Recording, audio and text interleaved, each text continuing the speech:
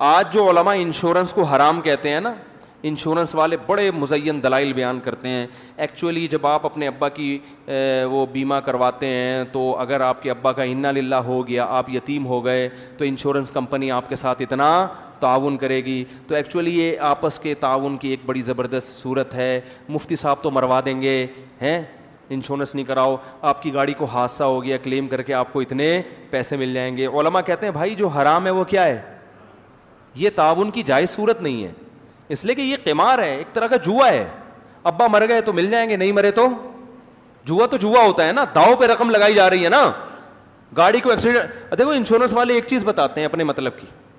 Actually آپ کے ensured ہونے سے آپ کو یہ فائدہ ہوگا کہ آپ انشورڈ ہیں، یعنی آپ کو کچھ بھی ہوا حادثہ نا تو آپ کو پیسے ملیں گے. یہ نہیں بتاتے کہ حادثہ نہیں ہوا تو کیا ہوگا، آپ کے پیسے ڈوب جائیں گے. حادثہ ہونا یقینی ہے؟ یقینی ہے کیا؟ نہیں ہے نا.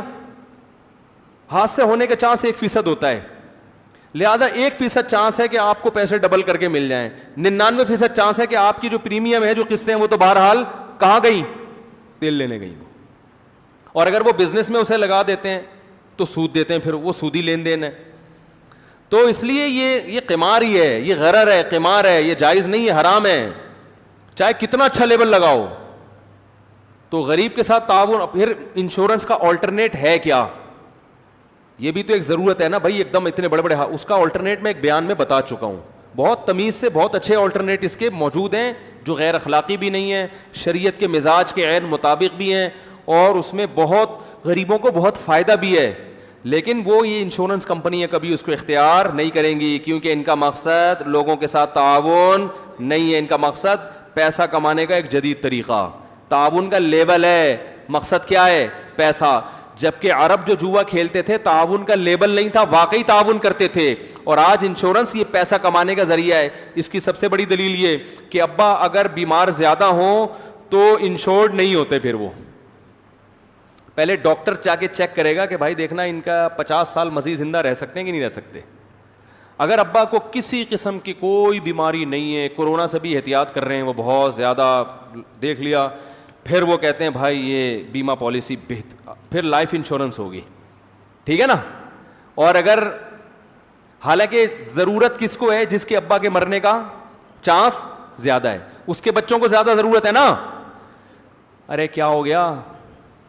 جو ایسی جگہ پہ رہتا ہے جہاں آگ لگنے کا اندیشہ زیادہ ہے. دیکھو کراچی میں 1 to 5 ایک دور میں اس کی انشورنس نہیں ہو رہی تھی، کیونکہ 1 to 5 چھن رہی تھی. تو ایسے موقع پہ تو انشورنس کی ضرورت پبلک کو زیادہ کہ نقصان کی تلافی ہو. انہوں نے کہا نا نا نا نا نا، جب امن و امان ہوگا 1 to 5 کوئی نہیں چھینے گا، پھر ہم کیا کریں گے؟ اب اپنی بائک کی انشورنس کروائیں. تو یہ بزنس ہے.